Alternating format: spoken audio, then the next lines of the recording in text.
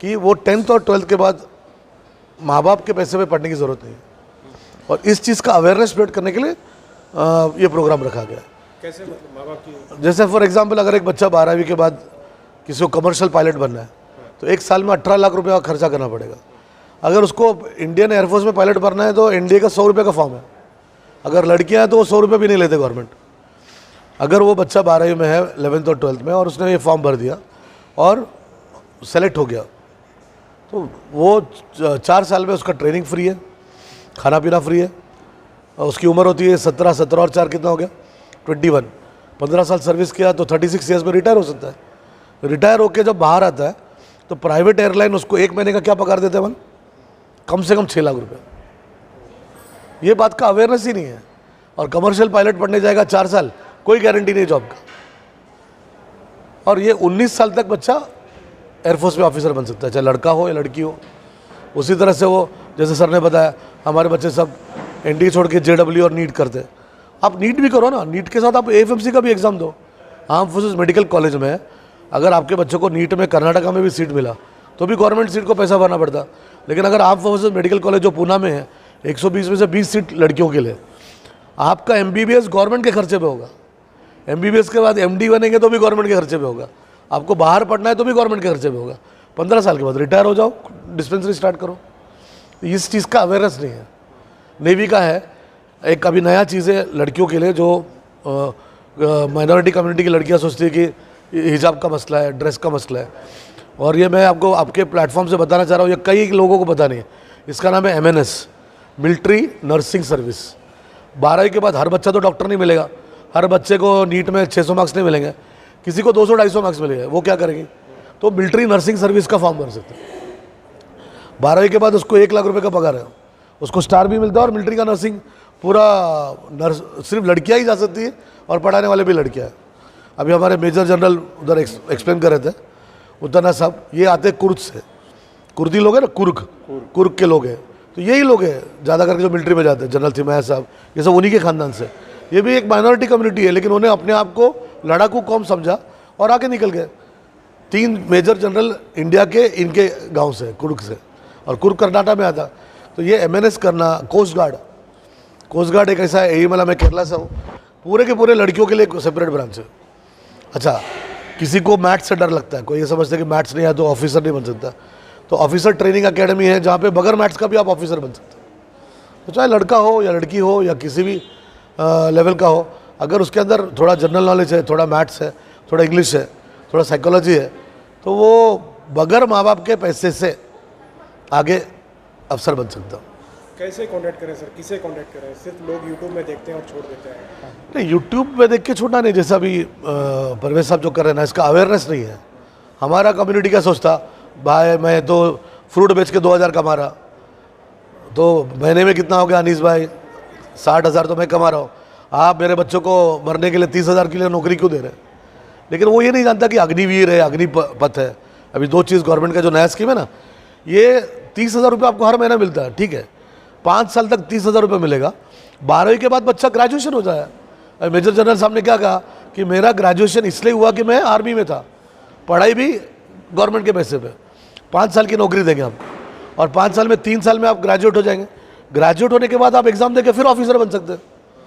अच्छा, नहीं हो गया, 5 साल में उन्होंने 25% को लिया, बाकी लोग को नहीं लिया, फिर भी आपको Indira Gandhi national open university का डिग्री दे रहे और 12 लाख रुपये आपके हाथ में दे रहे। कितने साल बाद? 5 साल के बाद। तो लोग उसको इशू बना के 200 करोड़ का प्रॉपर्टी जला दिया। लेकिन किसी ने ये सोचा नहीं, हमारे बच्चे तो टिकटॉक पे वीडियो बनाते बैठते रात भर। कितने बच्चे हमारे ग्रेजुएट हैं?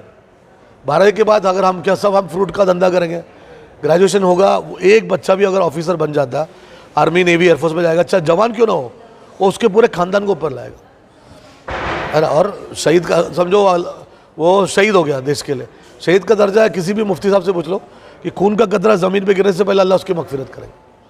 ज़मीन जिसके लिए, जिस मुल्क के लिए जीते, उस मुल्क के लिए मरने के लिए भी आना चाहिए। रेशमी रुमाल तहरीक से तो हम लोग ऊपर आए ना, तो हम वो जनरेशन की बात करते, तो ये जनरेशन क्यों नहीं अपना खून पसीना एक करके अपने देश के लिए आगे बढ़ा रहे?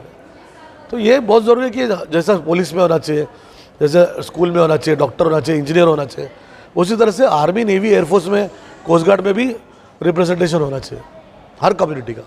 मैं नहीं कह रहा कि एक पर्टिकुलर कम्युनिटी, हर एक का, उसका अवेयरनेस नहीं है। और वो अवेयरनेस क्रिएट करने के लिए ऐसे प्रोग्राम्स रखने चाहिए। तो आप पूना में हैं, तो अगर आपसे कांटेक्ट करना है, मैं पूरे इंडिया में, अभी मैं 27 तारीख को कानपुर जा रहा हूँ, मैं पूरे इंडिया में करियर काउंसलिंग फ्री करता हूँ। मेरे पास कोई करियर काउंसलिंग का चार्जेस नहीं है। मेरे से अच्छा, जैसे सर ने मेरी तारीफ़ करके मैं मैथमेटिशियन हूँ, तो मेरे से अच्छा मैथमेटिशियन और भी मिल जाएंगे अल्हम्दुलिल्लाह, लेकिन मेरे से अच्छा करियर काउंसलर वो भी डिफेंस में आपको नहीं मिलेगा। और अल्हम्दुलिल्लाह मैं ये सर्विस टू द सोसाइटी करके मैं ये फ्री करता हूँ, और कहीं पे भी बुला तो अपने खर्चे पे आके करके जाता हूँ। इंडिया में आप कहीं पे बुलाए, छोटा सा छोटा फंक्शन हो, बड़ा सा बड़ा फंक्शन हो, अवेयरनेस क्रिएट करना ये मेरा काम है। तो आप पूना रहते हैं, हाँ, और मेरा यूट्यूब है, आप मेरे यूट्यूब पे भी देख सकते हैं मुझे। क्या सर्च करें? अनीस कुट्टी लिखे तो आपको मिल जाएगा। 650 बच्चे मेरे 35 साल में ऑफिसर हैं in the army, navy, air force. और ये टेक्निकल एंट्री से कुछ गए, कुछ सीडीएस से गए, कुछ एनडी से गए, और कुछ जवान बन के ना, कुछ एग्ज़ाम ऐसा होता है जो एसएसआर, आर्टिफिशियल अप्रेंटिस, अब ये सब अग्निवीर और अग्निपथ में गया, जिसके बारे में लोगों को पता नहीं। हम जैसा आप देखो, पुलिस में अगर हमने कांस्टेबल बन गया, एसआई बनता है, इंटरनली एग्ज़ाम दे के आगे बढ़ के वो ऑफिसर बन सकता ना। वैसे भी काफ़ी एग्ज़ाम होते हैं जो आम लोगों को इसके बारे में पता नहीं है। अच्छा, यहाँ कर्नाटक में उर्दू मीडियम के स्कूल बहुत हैं, सरकारी स्कूल। हाँ, ये बच्चे ज़्यादातर ड्रॉप आउट हो जाते हैं, इन लोगों के लिए क्या स्कोप है डिफेंस में? 8वीं से इनके ऊपर मेहनत करना चाहिए, और लैंग्वेज अभी बैरियर नहीं है। उनके अंदर जनरल नॉलेज आना चाहिए, मैथमेटिक्स अच्छे से आना चाहिए, और उनको 8th स्टैंडर्ड से उनको अंदर मोटिवेशन आना चाहिए। अच्छा पीटी टीचर होना चाहिए, उनके लिए कोई गाइडेंस के लिए कोई आके उनको समझाए। इंडिया में हर डिस्ट्रिक्ट में एक नवोदय है, इंडिया में हर डिस्ट्रिक्ट में एक नवोदय है। आपने कहा Urdu, government of India 20 language में नवोदय का एग्ज़ाम कंडक्ट करता है, उसके अंदर एक लैंग्वेज उर्दू भी है, कन्नड़ भी है। हर डिस्ट्रिक्ट में आपके बच्चों को आप नवोदय में भेजो। एक साल में गवर्नमेंट साबुन का पैसा भी देता है, 72,000 रुपीज़ खर्चा करता है, तो 7 साल में कितना हो गया? 5 लाख रुपये। हर मस्जिद में, हर मंदिर में, हर गिरजाघर में, हर रिलीजियस प्लेस में जो ऊपर का जगह होता है ना खाली, उसमें आपको ये नवोदय का कोचिंग चालू करना चाहिए। अगर कोई तैयार होता है तो मेरे यहाँ पूना में उस टीचर को हम फ्री ट्रेनिंग देते हैं। उसी तरह से हर स्टेट में एक सैनिक स्कूल होता है। आपको पता है कर्नाटका में 2 सैनिक स्कूल है, एक कुर्ग में है और एक बीजापुर में है।